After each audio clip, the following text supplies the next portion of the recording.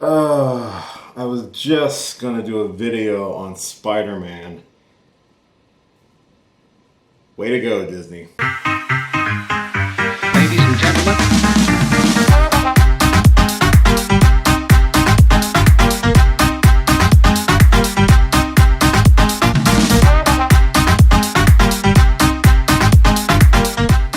Hey, what's going on, everybody? It's your boy Will, and yeah, this was originally going to be a video just on the crazy casting rumors for Spider-Man 3, and then Disney decides to whip out their proverbial dick and just drop it on the tables.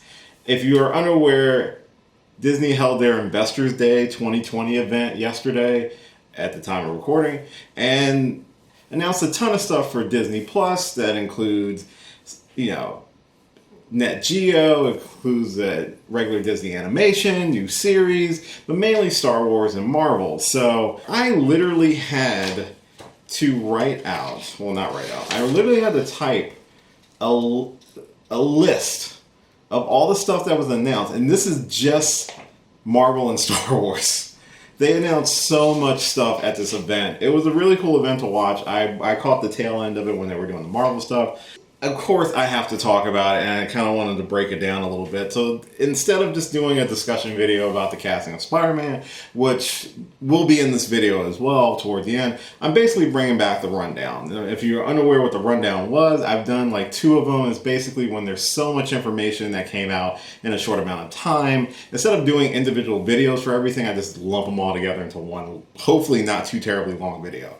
If you want to keep track of what's going on, I'll have a little tracker at the bottom just so you understand which sections I'm talking about. Basically, just going to cover the Star Wars, the Marvel, and the casting rumors for Spider-Man 3 coming out from Sony and MCU, that sort of deal. If you are new to the channel, hey, thanks for checking me out, and subscribe if you want to kind of stick around and enjoy all the content that I try to put out on a regular basis. I try to get it out on a regular basis. And let's see if me writing all this information down actually makes this video run a little bit smoother and not as many mess ups that I have to do. Okay, so the beginning of the investors meeting, they actually began with Kathleen Kennedy coming out talking about all the new stuff coming up from Star Wars. We already knew that we were getting Mandalorian season 3, and they kind of showed this really cool like trailer for all the stuff that's currently happened in season 2. Season 2 is wrapping up this week. I will be doing a video for chapter 15 and 16 coming out later on as well after those episodes have aired. And they announced that they're working on season 3 for The Mandalorian. That's supposed to drop sometime at the end of 2021. About the same time that seasons 1 and 2 both came out respectively. One of the first new things that they announced, which we kind of had a feeling of one of these two, that because of the success of The Mandalorian, they are actually introducing 2 new spin-offs from it. One is called Rangers of the New Republic, which is, I'm assuming, is going to follow some of the X-Wing fighters that we met in episode 2 of season 2, as well as some other new characters. Maybe Cara Dune is going to join that show and leave the Mandalorian or something at the end of the season. Who knows? And then they announced that we are getting a Star Wars Disney Plus series for Ahsoka. So you hire someone of the caliber of Rosario Dawson, I'm not really surprised that they're giving Ahsoka her own limited mini-series. It's probably going to answer some of those questions that we got in the episode titled The Jedi, where she's looking for Grand Admiral Thrawn. That's my speculation of that coming out from that episode, is that we were going to get some of those answers rather in a later season of The Mandalorian, or we were going to get them in her own individual series, which they announced. We don't have dates on those yet. We just know that they are going to cross over with The Mandalorian. They take place in that time period of The Mandalorian. It's not like a prequel for Ahsoka. It's going to take place in the same time frame as The Mandalorian series itself. After that, they announced a new animated series. It's going to focus on the Bad Batch, which was the clone troopers that we were introduced to during the final season of the Clone Wars. They were in like the first half of season 7 that just aired earlier this year, and they kind of get their own series. I don't know how long it's going to be, and it's supposed to take place you know, right at that initial period after the fall of the Republic, the rise of the Empire. according to what they described, it's going to be kind of like they're just mercenaries and just working, I guess, for whoever pays them. In the trailer that they showed for the Bad Batch, we also saw Grand Moff Tarkin in there, kind of complimenting their success. So who knows if they're actually going to be working for the Empire, and is this going to be like an Empire-centric show, or are they just going to be guns for hire? We don't know. It's just, the trailer looked interesting. It's not necessarily one I'm super big on, but it looks cool, and it's going to continue kind of the aesthetic from the Clone Wars and Rebels TV shows, and we're going to just kind of follow a new group of people. And it's going to be animated. Most of the stuff that they are doing is actually live action, which I'm super excited for, especially with the announcement that we are getting the long-awaited Obi-Wan Kenobi series. This was originally supposed to be a movie. It was supposed to come out like a year or two after Solo, but due to Solo not performing, they decided to put it on hold, and then they brought it back. It was announced last year, I think, at Celebration. Yeah, I think Celebration was last year. It was announced last year, rather Celebration or D23, that they were doing the Kenobi series. Ewan McGregor was returning. So we knew that going into this. However, we didn't know that they actually got Hayden Christensen to reprise his role as Darth Vader for the Kenobi series. And it's being labeled as the rematch of the century. So are we going to see Kenobi and Vader square off? Because according to A New Hope, that was kind of the first time they saw each other since the Battle on Mustafar. But if you rewatch New Hope, there are some lines of dialogue that leave it ambiguous. So maybe they're just finally kind of paying that off. So I am super excited for Kenobi. Not only because I think Ewan McGregor is a fantastic actor, he really was the best part of the prequels for me. And I'm excited to see them do something with his portrayal of Kenobi. And it's another section of Star Wars timeline that we don't have a lot of information on. So that's pretty big. Another character coming from one of the spin-off movies that's getting his own series is Cassian Andor. They announced Andor is in production, and it's going to be kind of a prequel to Cassian Andor, considering the fact he died at the end of Rogue One. Pretty sure he died. That explosion, I'm pretty sure, took him out. But we're going to kind of see his early years in the rise of the rebellion, and he has a line in Rogue One, I don't know if most people remember it, when he talks about he's done a lot of things he's not proud of, but he's done a lot of things for the rebellion. And this will be our way of seeing those things. And he seems super excited for it. They had kind of like a little interview with him where they showed off some of the concept art and things like that. So it was really cool. I liked Rogue One a lot. I thought of most of the Star Wars stuff to come out since Disney took over. I think Rogue One was very much a welcome surprise. It was what I was hoping all the anthology movies were going to be, but that obviously didn't happen. So this is just a nice way of using Diego Luna, because he is a really good actor, and just continuing, or to flesh out more of this character that we got to meet during Rogue One. There's a few other things they did announce. They announced Star Wars Visions, which is a series of anthology shorts being created by different Japanese animation studios. So it's kind of like, if you remember the Animatrix when that came out, where it was a movie, but it was a bunch of short movies within one big movie. They were all done by different anime studios. And I think that's what Star Wars Visions is supposed to be. I wasn't a big fan of the Animatrix, but I also wasn't a fan of some of the anime styles that they used for it. I'm curious because I'm a big anime fan, so I'm curious what they're going to do with Star Wars Visions. Another kind of weird short called A Droid Story. It's pretty self-explanatory. It's a little adventure, like a little movie that is narrated or told by R2-D2 and C-3PO. It's probably going to be geared more towards kids. It's kind of from what I understand, it's a cross between animation and live action.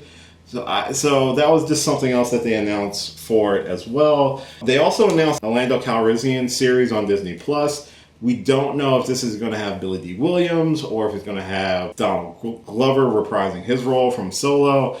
If it's Donald Glover, I'll be pretty excited about it, because again, he was probably the strongest part of Solo, the Star Wars story. So them giving him his own little series is cool. It could feature both of them. It could be kind of like older Lando remembering some of his adventures, but we get to interact with Billy D. Williams some more, I would be down for that. I think that would be pretty cool. The last series they talked about was Star Wars The Acolyte. It sounds like, based off the description, it is actually more focused on the dark side Force users during the High Republic. So this is actually going to be our first major live action series outside of the Skywalker timeline, Skywalker saga.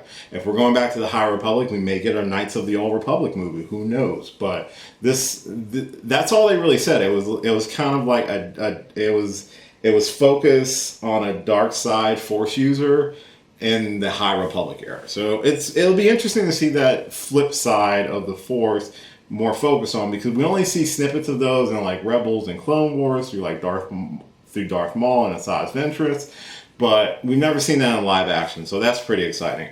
That was all they talked about in terms of the Disney Plus side. They also did announce that they are working on two theatrical features for Star Wars coming out. Taika Waititi is directing a Star Wars movie. We don't really know what the movie's going to be about, but he is working on it. He's probably working on it since he's completed the script for the next Thor movie. They said he's working on the script. We don't know what it's going to be about, but I'm sure more information will come through. And the last big one, this was kind of big in my eyes, is that they got Patty Jenkins, who was the director of Wonder Woman, to direct Star Wars Rogue Squadron. So they are doing a Rogue Squadron movie directed by Patty Jenkins. That's pretty exciting. They had this really cool little trailer that introduced her and led into her putting on a flight suit and walking toward an X-Wing. So I'm pretty excited. That's going to be the next Star Wars movie. It's not going to be a Skywalker movie or anything with the main trilogy. It looks like it's just going to focus on Rogue Squadron. Which Rogue Squadron, we're not sure. Is this original trilogy timeline, or is this going to be new timeline trilogy? I don't know. They didn't really announce it. I know Rogue Squadron was a game on the SNES and N64 that were really good. It's really exciting because we're getting so many different aspects coming from different parts of the galaxy now.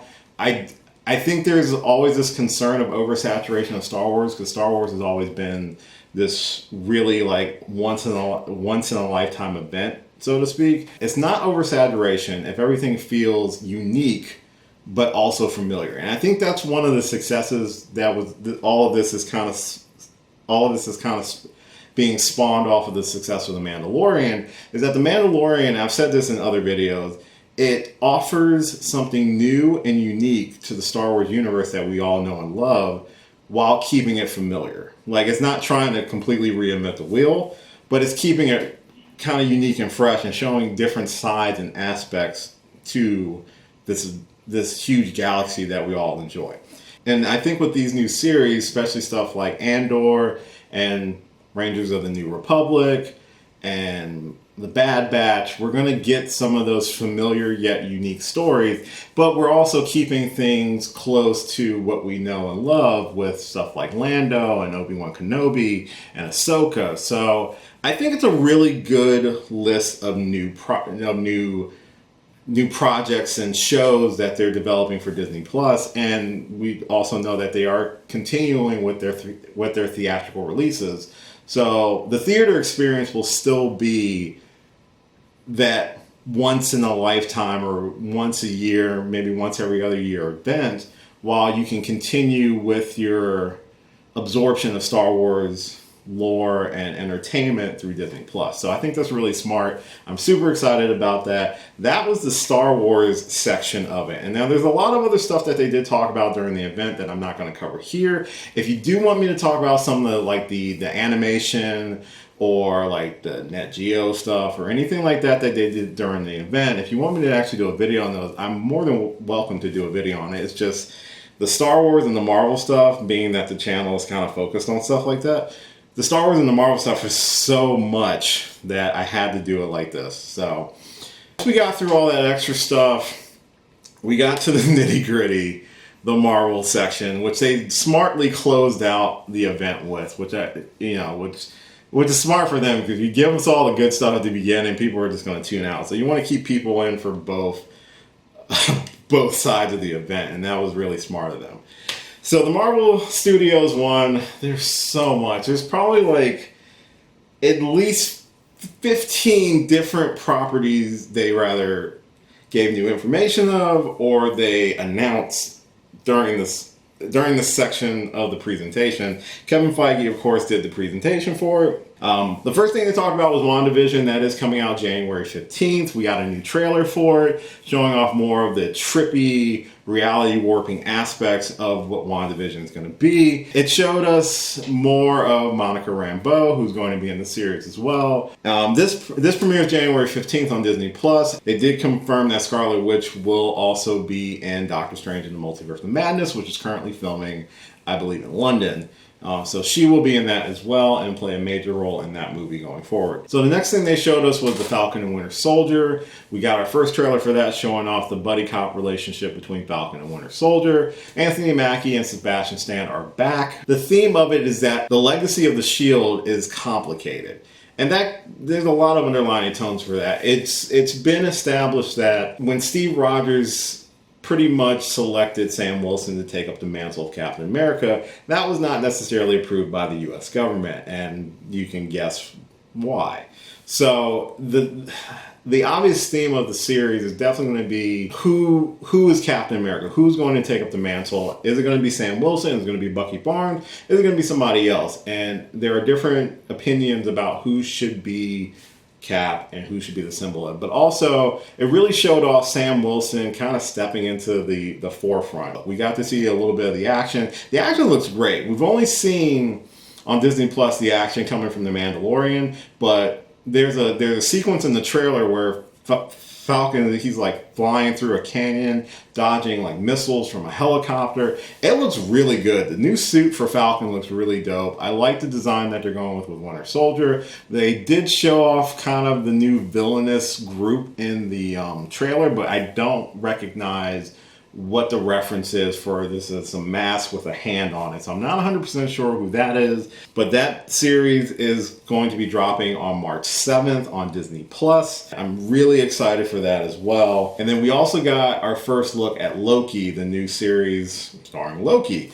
where it follows the version of Loki that escaped using the Tesseract from the alternate timeline during Avengers Endgame. The trailer looks trippy. It looks weird. There's a moment where he's portraying D.B. Cooper, which that kind of caught me off guard, and I was like really excited. I'm like, what? It makes sense if you've never read up on the whole cold case of D.B. Cooper, how he robbed a plane and just disappeared. I like how they're playing with history a little bit with this, from what it seems. And there's a lot of different elements that are going to be very unique to the Loki series. That drops sometime in May. It's also going to star Luke Wilson, and Richard E. Grant is going to be in the series as well. I believe it's about 6 or 8 episodes. It's very similar to the number of episodes that they're doing for Falcon and Winter Soldier and WandaVision. It's about 6 to 8. We finally got trailers for all 3 of our first series coming to Disney Plus. Then we jump into a lot of other news that cross-pollinates everything else. We know that they're filming Doctor Strange in the Multiverse of Madness. That is scheduled to come out in 2022 in March. It's got Benedict Cumberbatch returning along with the majority of the cast from the very first film. We got Baron Mordo, Wong, and Night Nurse returning. This is going to be directed by Sam Raimi, who was the director of the first 3 Spider-Man movies back in the early 2000s. So he's coming on to direct this. They're also introducing America Chavez, kind of a newer character to the comic. She's going to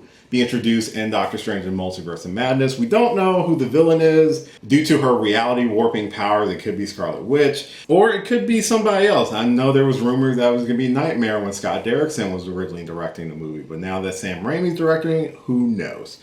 So that comes out March 25th, 2022. We do also, not only is Doctor Strange and the Multiverse of Madness going to connect with WandaVision, they did confirm that it is going to connect with Spider-Man 3, or whatever Spider-Man home blank that they're calling this new crazy version of Spider-Man. I'll get to that in the final section of this video. But that kind of confirms some of my theories about the casting for Spider-Man 3. We'll get to that. That was what this video originally was supposed to be about before Disney drop their junk all over Hollywood right now. So we got that coming out. They did confirm Black Widow is coming out May 7th of 2021 and that they are still dead set on releasing it in theaters. Hopefully with this vaccine rolling out, we'll be able to comfortably go see it in theaters. That was all they confirmed for Black Widow. There's not much to confirm with it. From there, we rolled into the next trailer that we get was for Marvel's What If, is their animated series, which tells basically what if stories. What if Peggy Carter took the super soldier serum instead of Captain America, Steve Rogers? What if T'Challa was picked up by Yondu instead of Peter Quill and he became Star-Lord or Star Panther? So there's a lot of those different things. It's going to be kind of an anthology series. It's being told in the eyes of the watcher, who is being voiced by Jeffrey Rush, and they've gotten the majority of people from the MCU reprising their roles as their characters in the series, just doing voiceover work. And I believe they did confirm that Chadwick Boseman did record his lines for T'Challa for the What If series before his unfortunate passing. Speaking of that, since I just touched base on Black Panther, they are going forward with Black Panther 2. They did confirm they will not recast T'Challa for Black Panther 2. They are going to use Black Panther 2 to honor Chadwick Boseman's memory and to continue with the characters that were introduced in the first movies. I don't see them introducing a new character become the new Black Panther. I think they'll go with an existing person, most likely Shuri or Okoye. Okoye could become Black Panther. That'd be kind of dope too. Those were those announcements for that. They continued on with Shang-Chi is coming out in theaters July 9th, 2021. They wrapped production of that in Australia and they're going into post-production. So there's not a lot of information for Shang-Chi right now, but that's what they announced that is coming out July of 2021. Eternals is coming out November 5th, 2021, so they are sticking with those dates. We didn't get a lot of new information on Eternals. We didn't get a new trailer or anything like that. They just announced, that they were still coming in 2021. So the next Disney Plus series that we got was for Miss Marvel. They did cast Miss Marvel. Her name is Iman Vellani. She will be portraying Kamala Khan in the series. That'll be her introduction, and they also announced going forward from that for Captain Marvel 2. That is in the works, that Iman will also be in Captain Marvel 2 along with Brie Larson, and they are bringing Monica Rambeau, the adult version that we're going to meet in WandaVision. They're also going to be in Captain Marvel 2 as well. It's just showing how they're using the Disney Plus series to introduce newer characters, to get people familiar with it, and then throw them directly into a movie so you don't have to spend part of the movie explaining the new character. I think that's kind of a smart move going forward. Another Disney Plus series that they touched base on was Hawkeye. That is also going to star Jeremy Renner. The original Hawkeye is coming back. They also confirmed for the panel that Haley Steinfeld was going to portray Kate Bishop. It's going to not only introduce Kate Bishop and how she eventually takes the mantle of Hawkeye, we're also going to get more information about the 5-year gap when Hawkeye was Ronin. So I am excited to see this, more so because Haley Steinfeld, I really liked her in Bumblebee a lot, and I'm really excited to kind of see her as Kate Bishop. And a lot of these series that they're introducing a lot of characters who are very prominent in the Young Avengers comic. So I get a feeling, and this might be early speculation, this is all leading up to a Young Avengers movie. I don't think they're going to do Avengers 5. I think Avengers 5 is going to be Young Avengers. Leading into the next one, we're getting She-Hulk. They announced Jennifer Walters is going to be portrayed by Tatiana Maslany. And they also confirmed that Tim Roth's Abomination and Mark Ruffalo's Hulk are going to be in the series as well.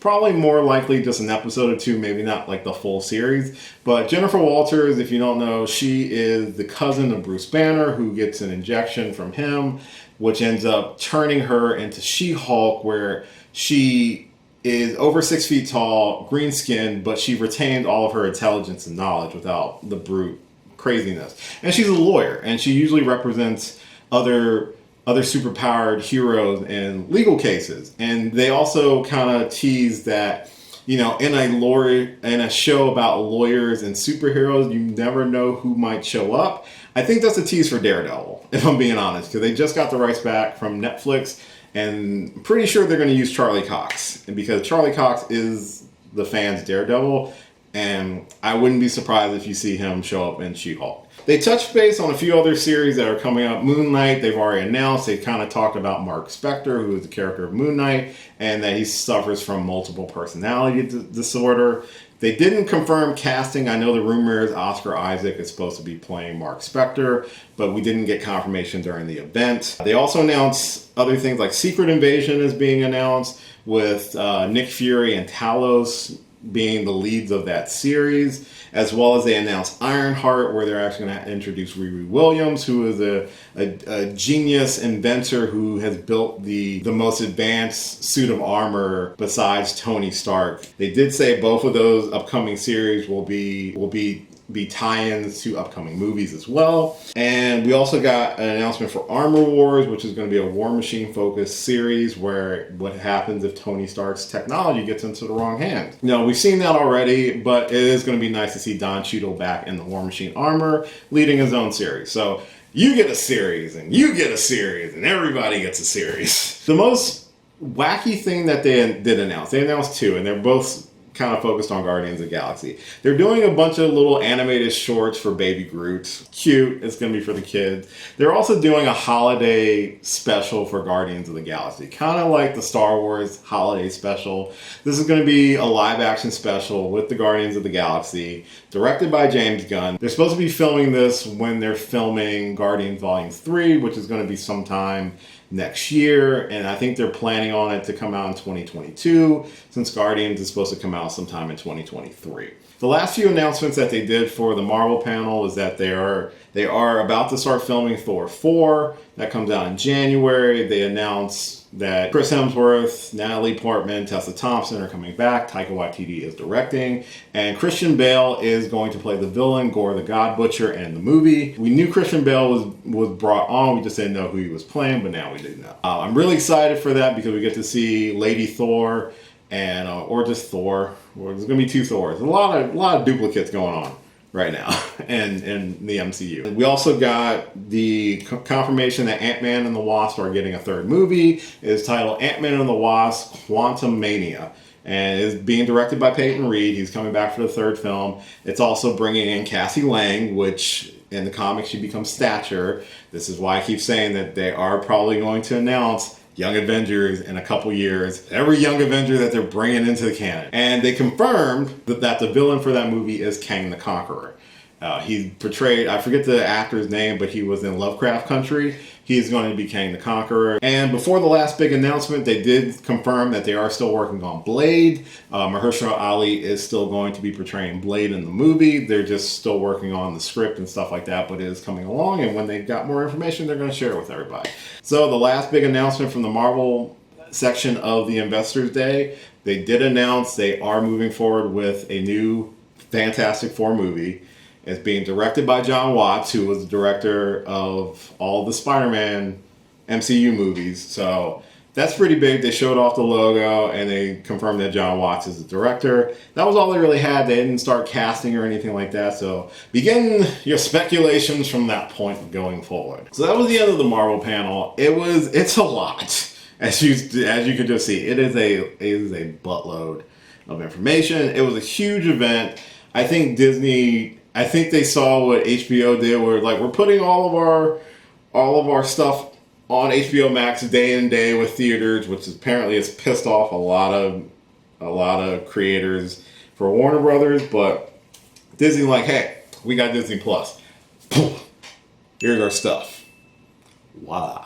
So cool. And now to get to what I was originally going to do for this video. If you've checked out the news in the last few weeks, they've made some crazy announcements for Spider-Man 3, which we still don't know the title of, but they are beginning production on Spider-Man 3. We're just calling it Spider-Man 3 because we don't have the title of whatever the third Tom Holland Spider-Man movie is. So Spider-Man 3. They did announce that the majority of the returning cast is coming back for the movie. They did also announce that Benedict Cumberbatch is going to be in the movie as well as Doctor Strange, based off of what we know now from the Investors Day for Disney Plus. That is very much leading into a lot of multiverse shenanigans. It feels like Marvel Phase 4 is very much centered around the multiverse and around a lot of craziness, especially with Doctor Strange being at the helm of it.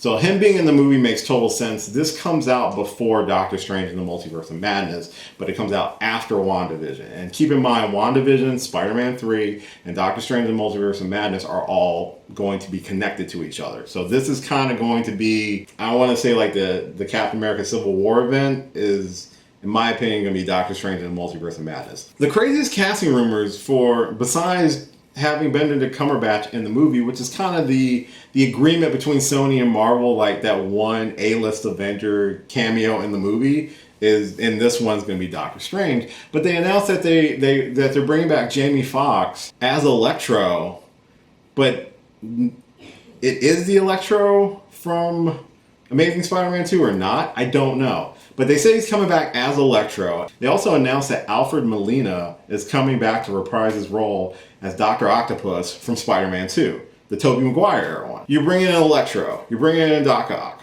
from two obviously separate franchises of Spider-Man. They're pretty much confirmed there's a multiverse. So based off of that, and the fact that we already know that we have Vulture, we have Scorpion, not official Scorpion yet, but we have Scorpion, and most likely Mysterio is not dead. That is 5 of the 6. Are we getting Sinister 6? Yeah, we're getting Sinister 6. What is Spider-Man 3? Is it Spider-Verse along with Sinister 6? Because we've got 2 different characters from 2, I'm assuming, alternate realities, and there's rumors still. And then keep in mind, these are all rumors up to this point. Everything past this point I'm about to start talking about is still considered a rumor. There's a rumor that they are going to try to get Tobey Maguire and Andrew Garfield to reprise their roles as Peter Parker. Besides Andrew Garfield and Tobey Maguire, they're getting Mary Jane and Gwen Stacy to come back as well for this movie. So this feels like a weird Days of Future Past live-action Spider-Verse Sinister Six movie. It sounds bonkers. It's totally bonkers. And from what I understand, they're mainly probably going to be cameos, but who knows at this point. This is being directed by John Watts. And there was also a rumor that they were bringing in Charlie Cox as Daredevil for the movie too. This has to be some kind of Spider-Verse or a Sinister Six movie. All the signs are pointing to that. And that's exactly why I wanted to kind of do a video about it, but then Disney dropped everything else, so it kind of confirmed a lot of stuff. So this has to be Spider-Verse, right? Or am I just losing my mind? I might be losing my mind. Who knows? Overall, there's just so much that is coming from the MCU right now. You can speculate that this is all going to be multiverse shenanigans for Phase 4. I think Phase 4 and probably Phase 5 is definitely going to lead into like a Secret Wars event. I just feel like this is leading to Secret Wars because, I mean, what other crazy mind-altering, reality-warping thing? We've got reality warping in WandaVision and probably Loki. It's going to be bonkers for the next couple of years. And I think that's exciting because once you finish the first era of the MCU with all these 23 movies and the Infinity Saga, it was like, where are you going from there? And the multiverse seems like the easiest place to go. You kind of establish a lot of this stuff between Avengers Endgame and Ant-Man and the Wasp. So just to expand on it with Doctor Strange and the Multiverse of Madness, stuff like WandaVision and Loki, this really crazy Spider-Man 3, I guess you want to make up for the previous Spider-Man 3, which did not deliver. We're getting so many younger heroes in the MCU now, which makes sense considering how established this world is. You're going to have younger heroes coming to a level of prominence now because you have Cassie Lang as Stature. You're introducing Kate Bishop, Kamala Khan, America Chavez, introducing Riri Williams as Ironheart. You've got you've got Spider-Man. You still have Shuri. Yeah, they're just slowly setting those seeds up for, in my mind, a Young Avengers movie. Introducing the Fantastic Four, at this point in time is a good thing. It's been so long since we've seen them. I think by the time they actually hit theaters, there'll probably be like a 10-year gap between when the Josh Trank one came out and when this one will come out. And I trust John Watts. I really like Homecoming and Far From Home. And I think he did a really good job with that sort of atmosphere, that group atmosphere. So I think he can do really well with the Fantastic Four. So that's really exciting. Overall, between the event, between all the casting news, it makes me really excited for a lot of the stuff with the MCU and with Star Wars coming out.